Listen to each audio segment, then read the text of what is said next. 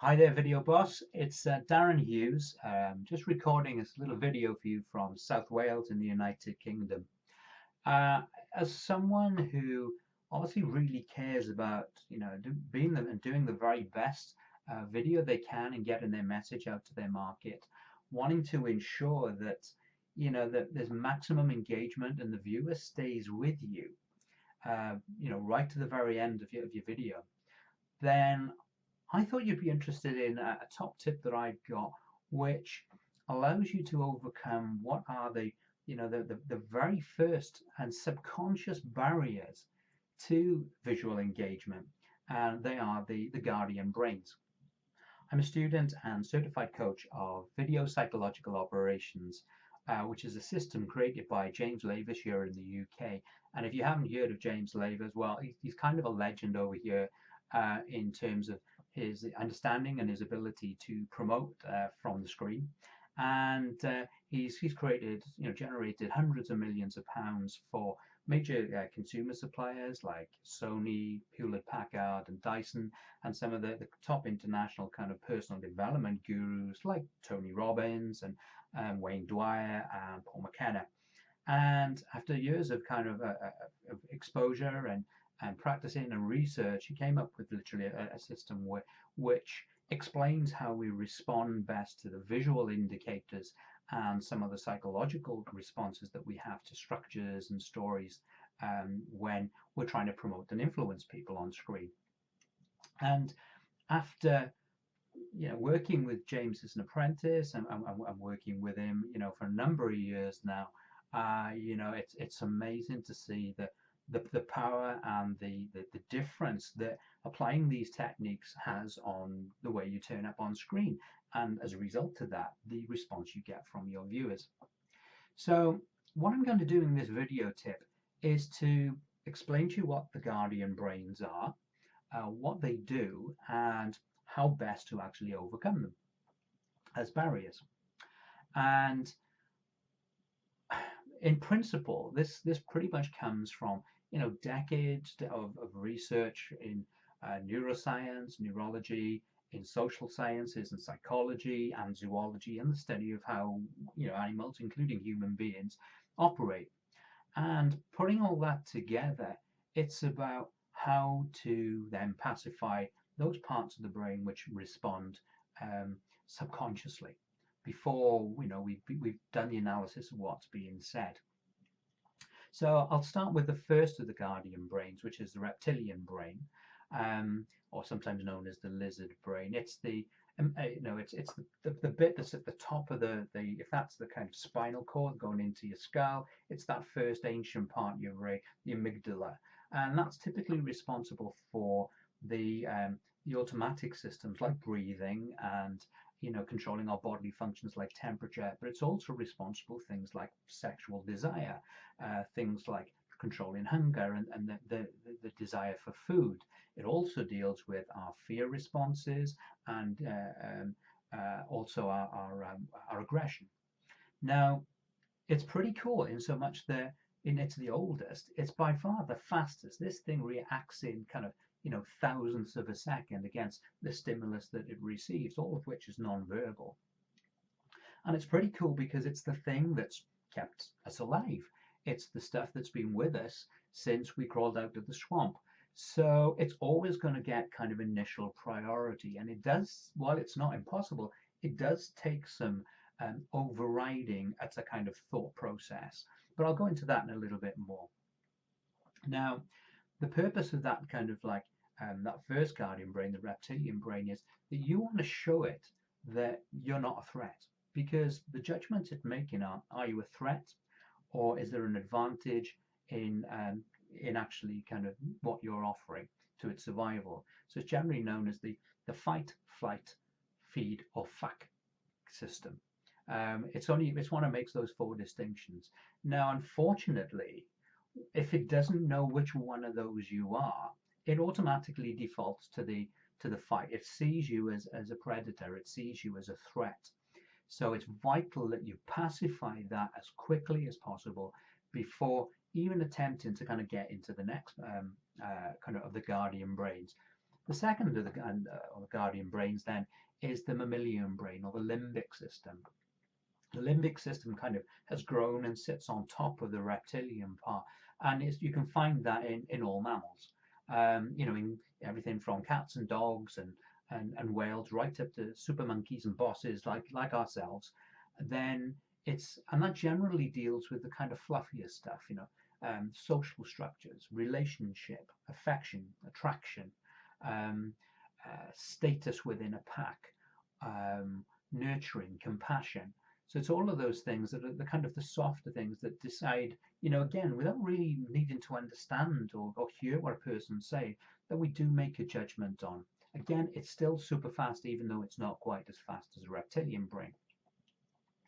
So what we want to do in terms of overriding, or rather working with the mammalian brain, is that we have to make sure that we're seen by it as a high status. So we're seen as the kind of, an alpha in the pack, and therefore a provider, but we also have compassion, and that we want to share, and that they, the viewer or the other person will gain from an association with us.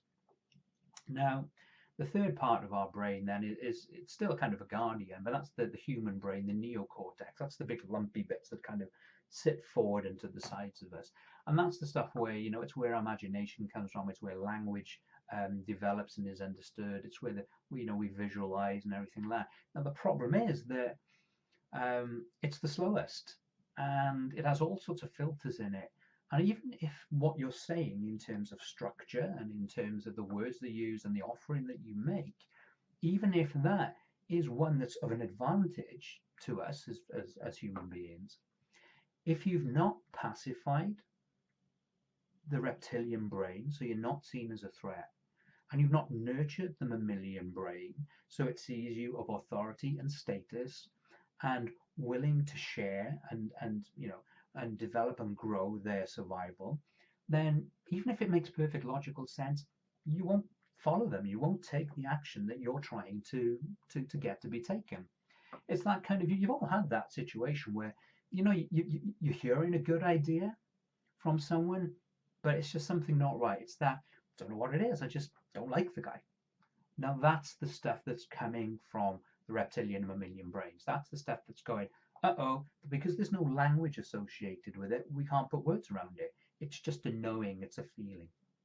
So how do we actually get over that? Now, as sophisticated as all that sounds, and don't worry about remembering any of it, it's actually quite simple to overcome.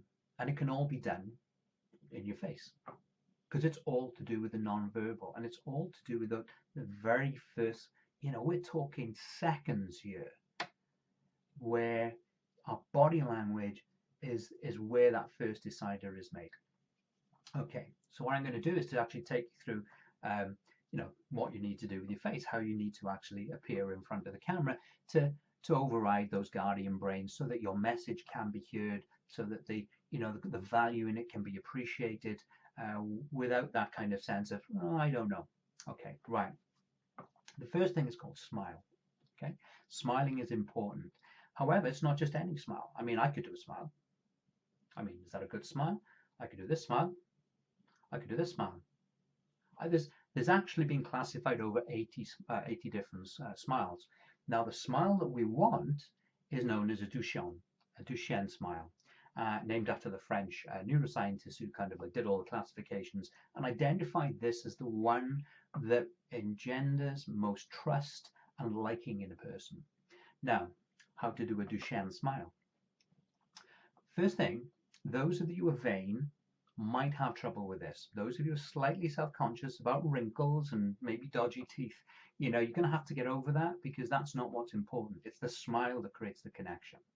Now, a Duchenne smile literally is an open mouth, not kind of gaping, but open mouth, so no tight lips, raises the corner of the mouth up as high as you can to the cheeks, okay? And what also needs to happen is you just need to squint your eyes slightly, only slightly, so you create the wrinkles.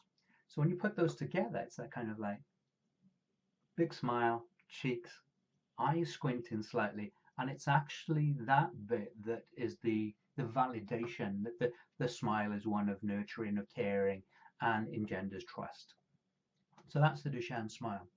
Now, there's something else that you can do in terms of creating a position of status so that it shows that you have authority before you've even said anything.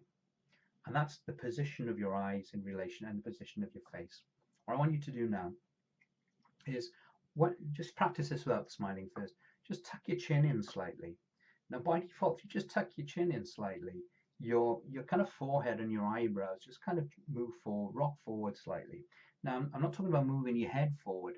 Keep upright, but just bring your chin in slightly, and your eyebrows will move forward. And what we want to do is, it's almost kind of, we're looking just under our eyebrows. So it's kind of like that. Can you notice that? As opposed to being like that, just like that. It's actually called a predatory gaze. And despite the name, because you're kind of saying, well, I'm not a predator, I'm not going to eat you by everything else, it kind of says, well, but you are of status. You could kill me if you want to, you could eat me if you want to, but I know you don't. But you're still of status, you're still of that alpha status. So when you combine the Duchenne smile with a predatory gaze, it basically shows that you're of high status, that you're nurturing and you care about them, and you're not a threat. So practice that now. Just kind of go like that. So one bit at a time. Big smile, open mouth, up the cheeks. Squint your eyes and just kind of tuck your chin in a bit. So it's like that. Okay. Now, I can guarantee that this is going to feel awkward. It's going to feel unnatural. And yes, absolutely, you need to come across as natural as you can on camera. But ultimately, sometimes our natural response in front of camera is one of fear, because we don't want to be in front of the fucking thing. Excuse my French. So it's kind of like, hi, my name's Darren, and really nice to meet you. Okay, it's about, if you just practice doing that, practice it in a mirror. You know, practice it just kind of when you're driving along in the car so no one can see you. But just be conscious of the fact that you have to kind of open mouth, really kind of push the smile up into your cheeks, squint your eyes, just pull your chin in a little bit so you're just kind of looking underneath the eyebrows. And that face is pretty much, it's the winner. So one other thing that you need to do is that when you first address in the camera, make sure that you're upright, again, so that's a good confident posture, and make sure that you're exposing the kind of the vulnerable parts of your body, so that kind of bit underneath the rib cage. Okay, so you kind of literally want to and open your arms slightly. If you're kind of spend your time in front of the video clasped and covering that kind of says, I'm worried about this bit, I'm worried about this vulnerable bit. A kind of a true alpha, someone with, who's a high status and is basically, as we say in Wales, hard as woodpecker lips, basically wouldn't be worried about exposing that, because they know they can kick your ass and eat you anyway. Okay, so it's very much kind of like put them all together. It's going, hi, my name's Darran Hughes. Okay, so those are just 3 little tips: Duchenne smile, predatory gaze, and open fluid gestures, exposing the vulnerability. You do that in that first couple of seconds of your opening, and you've quelled those older guardian parts of your brain, which will start making judgments way before you've ever started speaking. So anyway, I just threw that out there. I hope it's of value to you. If you I think Facebook is great. I think this is great. This Facebook group is great. Video Genesis is the boss. Technical stuff in there is fantastic. If you want to connect, then just send me a friend's request on Facebook. And if you're interested in video psychological operations and the work of James Lavers, then you'll find him in my friends list, and he'd be more than happy to connect with you as well. So again, hope it's of value, guys, and hope to see you soon. Bye now.